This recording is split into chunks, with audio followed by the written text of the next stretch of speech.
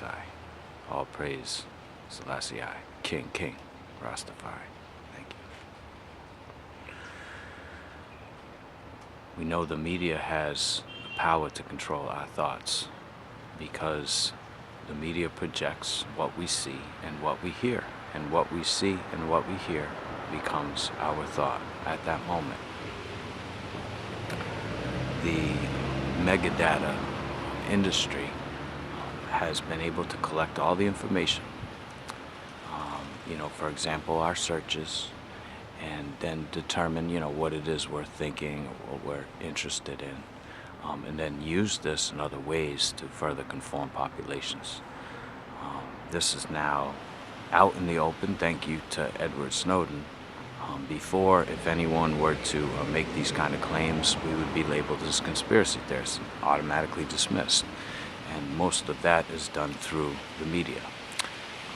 I myself can't call up the federal government and say, hey, I want a TV station, I want a radio station. I'm going to have to go through this lengthy process. It's going to cost lots of money. I'm going to have lawyers involved. I'm going to get scrutinized up and down. And if I am granted a license, it will be revoked very shortly thereafter, so long as I speak like I'm speaking now.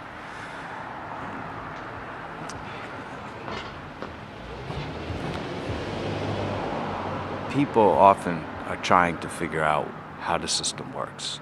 People think, if I can just figure out how the system works, I can tap into it, and I can, live comfortably. And sometimes as people begin to study, they start to ask questions, and maybe even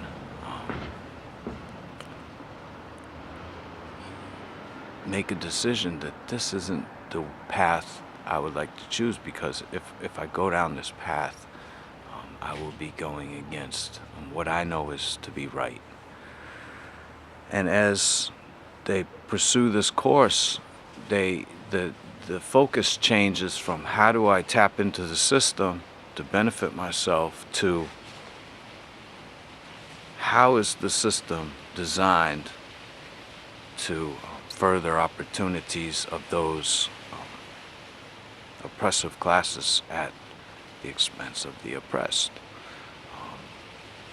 Because people that decide to think for themselves do come to the determination that this is wrong and I have to make it right, if they have any decency, especially any faith.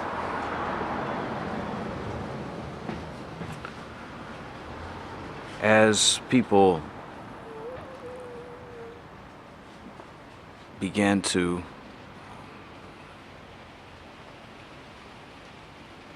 study the ways of the oppressor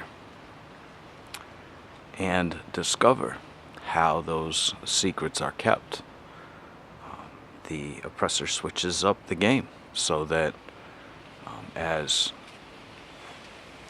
we are trying to chase him down and he's trying to evade capture, but he has so many obstacles to keep us from seeing what direction he would go in next. And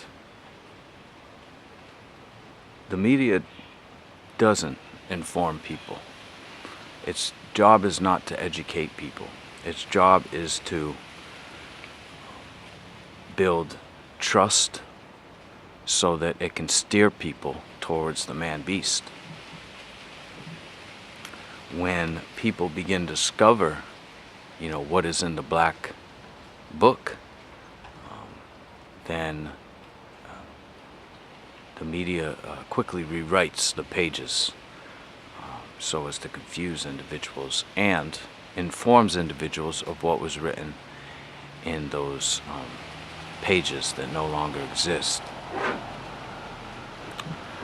A good example of this would be the megadata collection.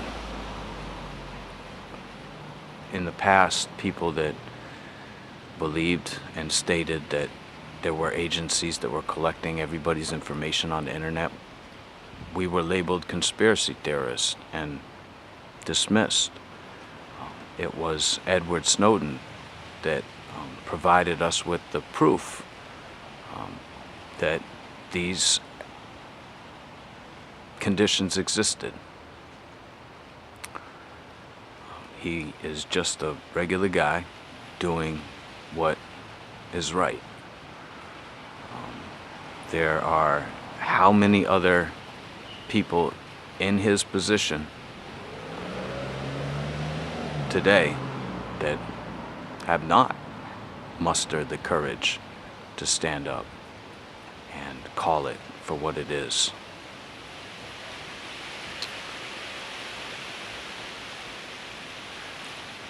And when this proof was on the table, the media jumped on it, began to make all their excuses, diverting attention as much as they can, but letting others know that, oh, this was already known back in 2003, the New York Times printed it up.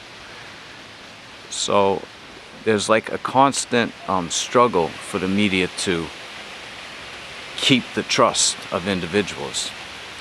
Now, I will remind people that it's not a level playing field, that I can't just call the feds and start a television program or radio station, that I will have to go through a lengthy process, costly, and if I do obtain a license, it will most surely be revoked so long as I speak in truth.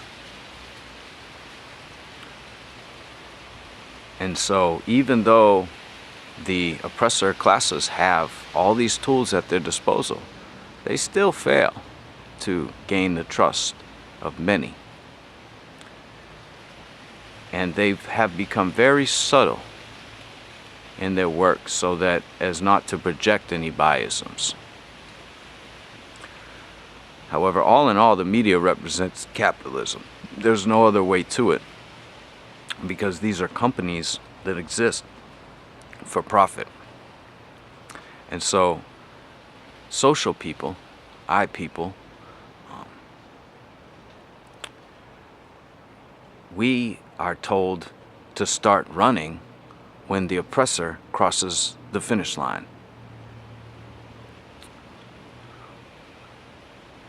And still,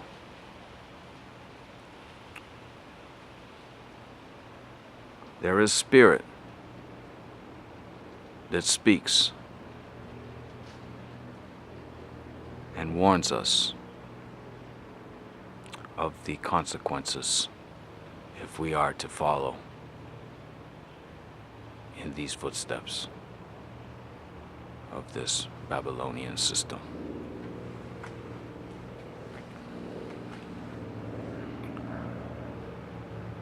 Giving thanks. His Majesty Jah. Rastafari!